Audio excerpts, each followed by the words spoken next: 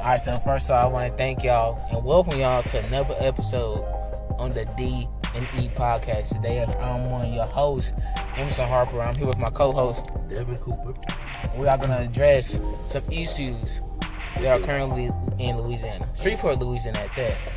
First off, we're going to go talk about, we have both chosen two problems that we are going to address on today's episode. My problem is helping domestic abuse victims in Shreveport, Louisiana. Devin, what's your problem? My problem is lowering the mass incarceration rate within Louisiana, within the northwestern region of Louisiana. And so to address these problems, we have to go in depth to what the actual problems is. His is domestic abuse, mine is mass incarceration. And so I'll start with mine. Basically, my problem at hand is that Louisiana, it has a high mass incarceration rate. Let's just be honest. According to my sources, Louisiana in 2021, Louisiana had the second highest imprisonment rate in the nation. But get this though, when we look at northwestern, just the northwestern region of Louisiana, that's including Caddo and Bossier, those rates just within that region were more than Louisiana's and triple the national rate. So within Shreveport and Caddo, mass incarceration is a plague upon us, and this could be the problem. This could be attributed to multiple things, but if I had to put blame to one thing, it would be Louisiana's crime policies. The crime policies like tough on crime, drug war on drug policies, and truth in sentencing laws. But those aren't the only contributing factors, though. Things like poor rehabilitation efforts, racial discrimination, and the incentivization for sheriffs to keep the prison cells full. So if you take all of this and bundle that together, then you will have a high mass incarceration rate within any state. So it's not just because people in Louisiana are criminals, are more prone to being criminals, but it's because those reasons that I just listed. Alright, so that's my problem in depth. Now, Emerson, what about your problem with domestic abuse? Alright, so recently a study was done in Shreveport, Louisiana. A lot of different people suffer from domestic violence. The state of Louisiana is ranked second in the nation for the percentage of female homicides committed by a partner. Domestic abuse can range from mental abuse to physical. In 2023, there were over 200,000 adults in Louisiana who were victims of domestic abuse from current and former partners. And the thing about the victims that are in these relationships, many of them do not go out and seek help and remain in those relationships where they are constantly abused. The reasons why these people do not leave their partners who abuse them is because sometimes they have nowhere to go. There's the only place that they can stay. And if they leave the partner, they have nowhere else to go, no one else to take them in, or they rely on them fully financially to stay stable, to get their needs of life, every need. They rely on people, and they can't do things without having their partner to provide for them. And so, for today's episodes, to address these problems that we have stated, we have both came up with 3 different solutions to how we can solve these current problems in Shreveport, Louisiana. Alright, so starting with me, my first solution is diversion programs. My second solution is re-entry support services. And my third is petition for policy reform. Now, starting with the first solution, diversion programs. To get a look at what that is, diversion programs are basically programs that help people stay out of jail. So let's say, for example, you get charged with a crime, like a drug crime, right? Illegal possession of a drug. Instead of sending you to prison for X amount of years, we can send you to a program, a facility to rehabilitate you and educate you on the crimes committed, and so you can, after a while, be released back into society without ever having to be incarcerated. So if we implement this, we can lower the mass incarceration rates. And that's the main benefit of diversion programs. But once we look at how it affects people personally, it allows people to give a second chance. That's basically what diversion programs are. It's just second chances for people. But the thing about this, though, is that it could only be useful for people who have committed low offense crimes. We can't have high offense crimes because, we can't have nobody murdering people out here and not go to jail, But if it's something like for drug abuse or something like that, a misdemeanor, then diversion programs is a great way to reduce this incarceration rate. Now, to evaluate this solution, I have 3 different bullet points, and the first one is operational feasibility. Now, in order for this solution to be effective, we will need diversion programs implemented as a direct alternative for eligible convicts. Now, diversion programs is not nothing new. It's something that already exists, and so if we implement them as a direct alternative, then people can actually be put into the system more. And we also will have to address the legal system by making diversion programs a main option for people convicted. As far as implementing goes, ease of implementation, assuming we've passed the legal aspect, first we would need to increase the amount of take-ins, and afterward we will have to make it a primary option, as I stated before. And cost will not be a major concern. The only major cost that would come with this solution will be establishing more of these programs throughout Northwest Louisiana.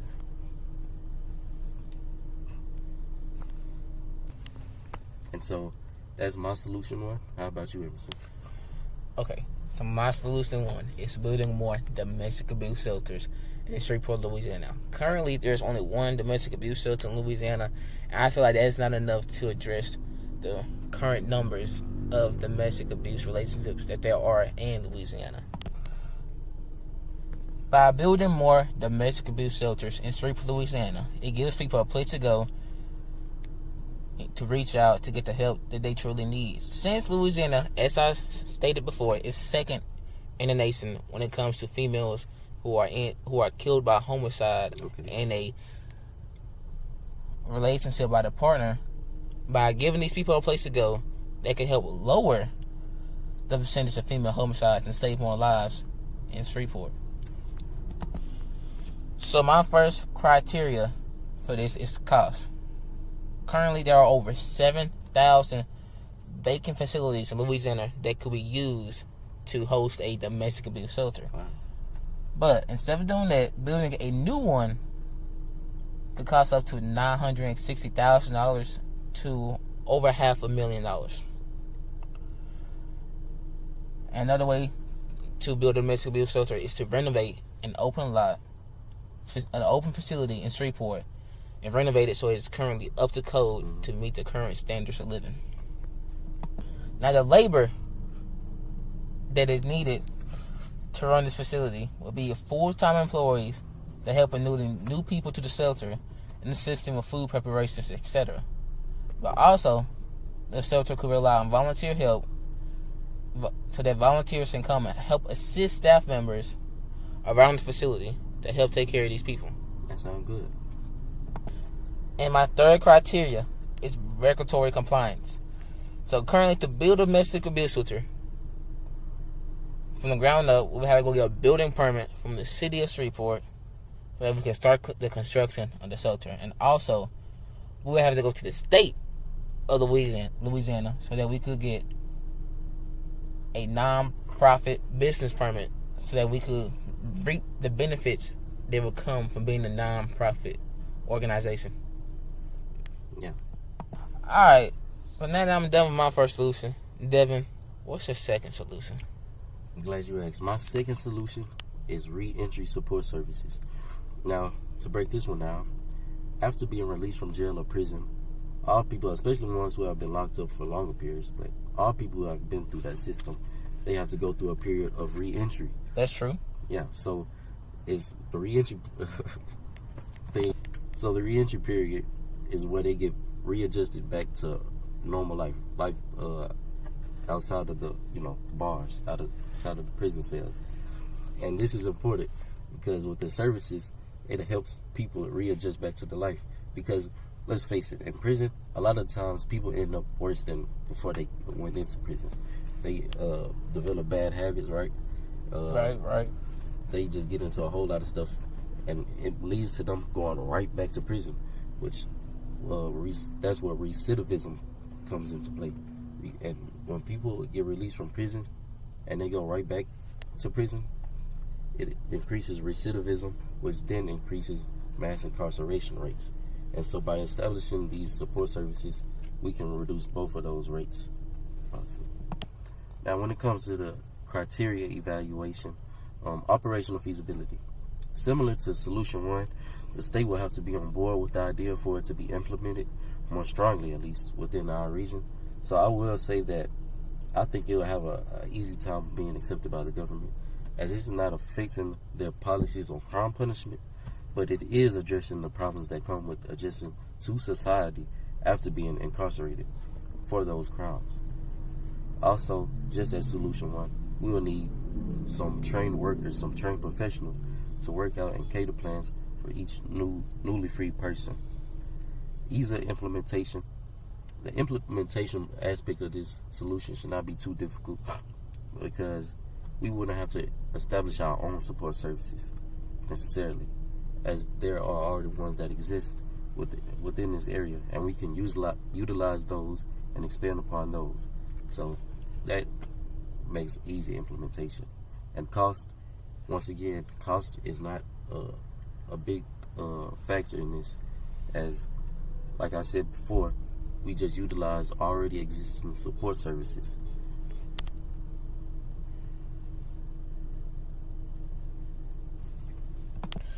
I apologize for the little technical difficulties that we have just experienced, but now we're on my solution 2, which is increasing domestic abuse awareness. So basically, one way that we can help the people in Shreveport, Louisiana that are currently in a domestic abuse relationship is to help spread awareness about what the domestic abuse is and what the signs are. Okay. By spreading awareness about what domestic abuse is and the signs of it, it can help people recognize these signs and get themselves away from the situation, or assist others in getting away from the situation themselves. Okay, that sounds good. So, to help spread domestic abuse, for this solution, I believe that using TV ads, billboards, and putting signs on the side of buses to help spread out awareness will help people recognize these signs and really increase awareness about what domestic abuse is, so that people can find solutions that can help them or others. So my first decision criteria for this one is cost. The price to run an ad on local TV can range from $15 to $25 per 1,000 views in the medium market to run a 30-second ad. Another way to make domestic abuse information more available is to put it on public billboards. The price to have one billboard in Shreveport, Louisiana can range from $1,750 to $3,500 for a 4-week period. And the price to put an ad on a bus can range from $150 to $16,000 for a 4-week period. For my second criteria, the labor that is needed for this one is for a group of people to come together to create images that can be put on these ads, and a team of people to put the ads up on billboards, or a team to record these ads in a television studio so that these can be put onto live TV so that people can see them all over the state. Yeah, you need some creative minds to come together to make that happen. You do, you really do. And for my third and final criteria for this solution is the regulatory compliance. Okay. To create an advertisement for domestic abuse awareness, we'll have to follow the Federal Trade Commission, also known as the FTC, to ensure for the ads that we are telling the truth and are not misleading people in any way or fashion. Yeah, I agree, because once you do that, you establish trust with the community. So, yeah, that's good for domestic abuse. So, for my third solution, it is petitioning for policy reform. So when you petition, you look to address the problem directly by using your power to promote change. So petitioning for change in the justice system could prove to be pretty effective with enough support from the community and agreement from the state. Support really matters. It really matters for petitioning. So earlier I did mention the different things that could be reformed to end mass incarceration, like racial discrimination, incentivization, the crime policy, stuff like that. Things like having a better parole system and shorter mandatory sentence minimums will allow people to get out of prison quicker, while having a better probation system can allow people to, avoid prison altogether. When a petition is signed, it brings attention to the problem firsthand, and we seek change directly without needing any other program or service like the other two solutions. Now, to go to the benefits. The benefits of policy reform is that it tackles the issue at the foundation of the problem instead of adding programs or other things to the system to combat the issue. By changing the policies, the mass incarceration problem can be reduced as a direct effect. Now, criteria evaluation. The operational feasibility. This solution is probably the easiest out of the three to implement from an operational perspective, because first we'll need to start a petition, whether it's an online or a physical petition, and in order for the petition to gain recognition, we'll have to have a strong community backing for it. Now, that's where the main part of the problem comes in, because you may be asking, how can we get community backing for a petition like this, right? Right. And so, propaganda, like advertisement, we can use that around the city, around the cities, around the parishes, to draw attention to the problem at hand. Support really matters for this from everybody. All right. And now, ease of implementation. As far as the petitioning goes, the solution will be easily implemented. Kind of ironic. But to gain support and the signatures needed, we will have to it will have to be approved by the government. And so that part of the process is probably the most difficult, because we're not sure if the government will be responsive to the petition or not. And we know that whole process can be very lengthy. Yeah, that's the right word.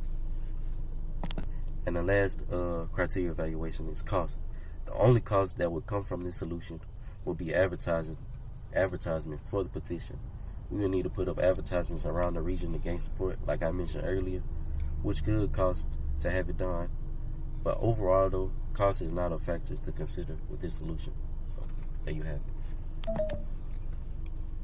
You know what, Devin? I really like that, because for my third and final solution is to reform domestic abuse policies of Louisiana. Okay. So one way that we can help the people of Sherveport, Louisiana, who are currently dealing with abuse, is to reform the current domestic abuse policies of in Louisiana, Right. to impose harsher punishments for these domestic abuse offenders. Yeah. By imposing harsher punishments that people in Louisiana will have to face, it will lead to people not wanting to commit these horrible acts against their partners, to avoid these harsher punishments that will come with it. And let me just say, abuse in relationships, I'm not sure why you would want to hurt the people you love most and the people that love you most. And so, yeah, harsher punishments, that's definitely something that needs to be implemented. Right. The current maximum amount of time that a person who is charged with domestic abuse can be sentenced in jail is up to 6 months. And the current maximum fine that person can receive is $1,000. Wow.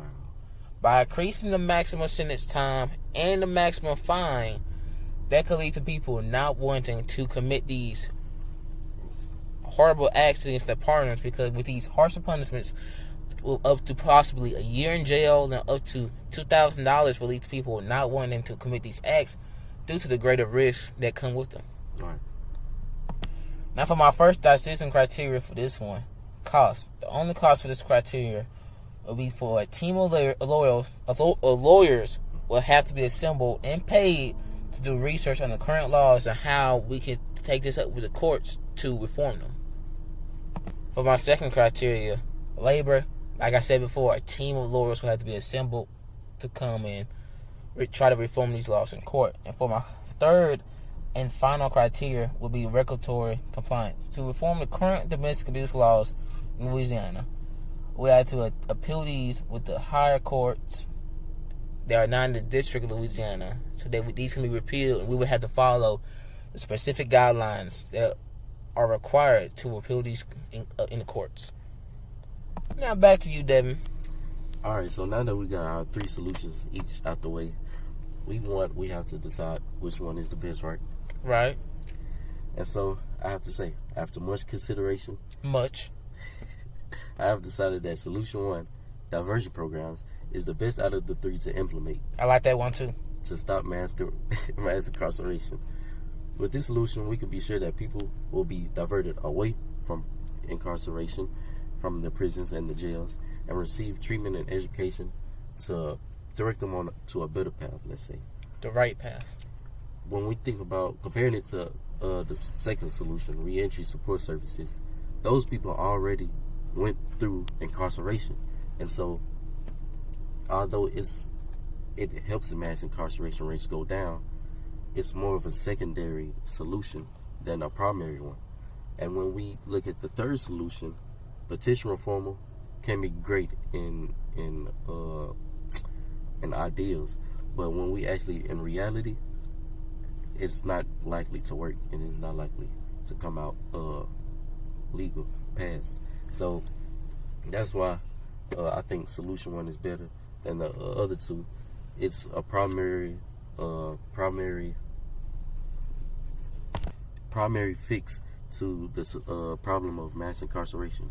If people avoid jail by learning better, then less people go to jail for misdemeanors and low offense crimes, and people who actually belong in jail stay in there.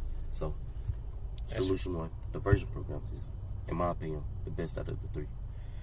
And I think we must like that number 1 today, because for my decision of which one will be the best, I also have to say solution 1 for myself, which is to build more domestic abuse shelters in Louisiana. By building more domestic abuse shelters in Louisiana, first off, it gives people a place to go.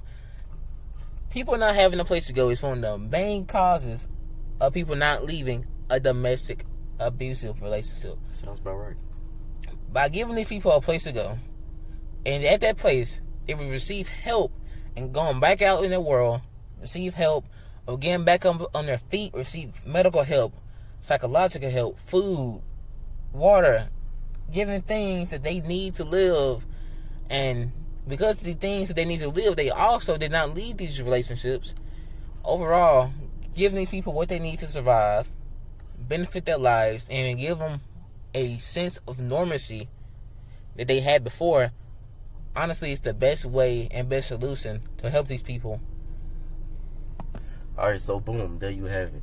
Both solution 1s are deemed the best solutions. First, domestic abuse shelters, more of those. And second, more diversion programs. With these 2 solutions, we can stop domestic abuse and mass incarceration. And help benefit the lives of people in Shreveport, Louisiana. But now, finally, with all that being said, I'm looking at my watch, and I think that's all the time we have today. What do you think about that, Devin? Yeah, I agree. I know some viewers of ours probably don't want this episode to get too long, so let's wrap it up. Okay, so I just want to go ahead and say thank you all. Yes, thank you. For listening to another episode of the D&E Podcast. I hope you listen again.